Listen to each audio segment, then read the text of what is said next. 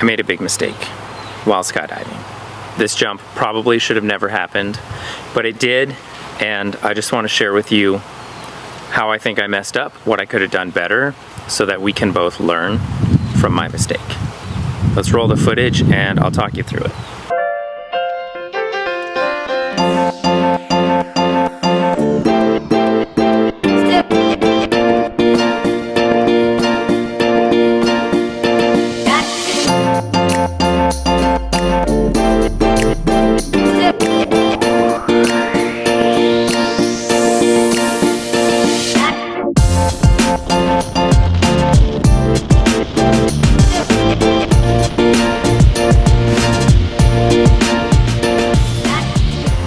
There was a four-way team there working on canopy piloting for nationals.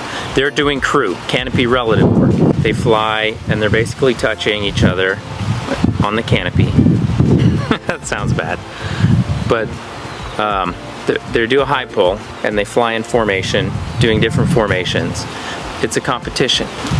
They're super experienced and they wanted to go out before us, before the rest of the free fall groups.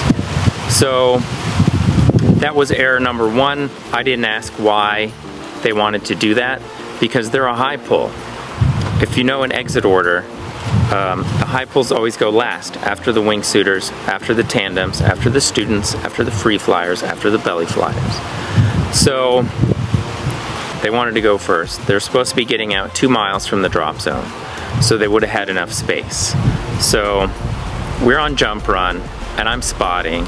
And so they're out doing a high pull, and we went around. The pilot was kind of surprised to see us still in the airplane. He said, I can't let you out on a go around when there's a crew jump like that. So the pilot knew what he was talking about.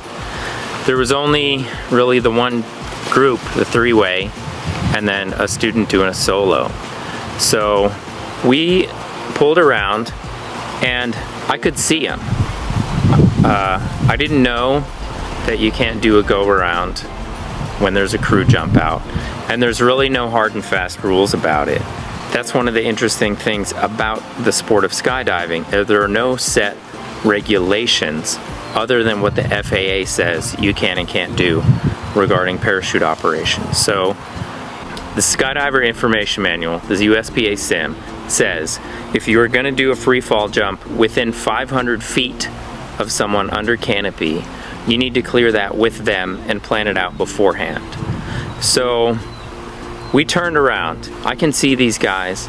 I estimate we're at least a mile away, and I felt comfortable with the jump. I was keeping my eye on them. I was pointing so the two other people in my jump group could see them, and we decided to go. I'm looking around for them at one point because I had a moment, and I lost track of them. I didn't know where they were. At that point, I got a little bit nervous, because the last thing we want to do is be falling 120 miles an hour next to someone under canopy. A collision like that could be deadly. It's going to be life-changing for everyone involved. So I wanted to avoid that. When we got down, I told the guys, they said they got out right over the airport. They wanted 2 miles. I told them we did a go around because it was so cloudy. And the guy, rightfully so, was pretty upset about that. He's like, we got to sort this out. You cannot do that. It's too dangerous. We've had people fall through the group before, which I can imagine is very scary. So I totally understand where he's coming from. What I was taught in the instruction course that I took to become a coach was that high pulls always go out last. So that way there's free fall group, free fall group, free fall group, you know, free fly group, tandems and students, wingsuiters, and then high pulls, which canopy relative work, that's a high pull. Now, there are no hard and fast rules, only basic safety recommendations that the USPA puts out for exit order. So I know these guys are a lot more experienced than I am, and this is the interesting thing about skydiving, is that you self-regulate. It's a self-regulated sport. So jump numbers tend to mean something. Someone with 6,000 jumps is probably going to give better advice than someone with 200 jumps. And that's the way it is. Even when it doesn't comply with the BSRs, you kind of have to defer to the people who are more experienced. So, no hard feelings between anyone. We sorted it out, and I learned something. You know, I'm sure I'm going to get some comments like, oh, you should have known, you should have never jumped, whatever, but I was in the plane on jump run, the door open, spotting, when I learned that you're not supposed to do a go around with a crew team out there.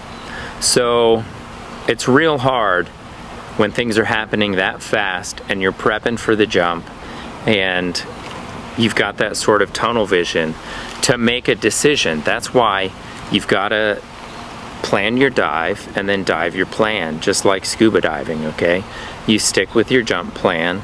Sometimes things go wrong and you gotta make a decision on the fly. Did I feel at the moment of the jump that we were being unsafe? No. I also understand from the crew perspective, hearing that we did a go around, sounds like we were jumping right on top of them. We were at least a mile away. They had plenty of space. We had plenty of space. The clouds did get kind of close in, but I learned something, and I wanted to share this video with you guys so that you can learn from my experience. We can all become better skydivers together. Anyways, thanks so much for watching. Episode 100 is coming up, and I think I want to take a look back on my favorite skydiving moments and put together a little montage. So let me know what videos you guys really like, and I'm gonna piece together a special little footage, a special little video for the 100th episode. So I hope you guys learned something from that. Go easy with your critiques, you know. I'm learning too. And I'll see you in the sky.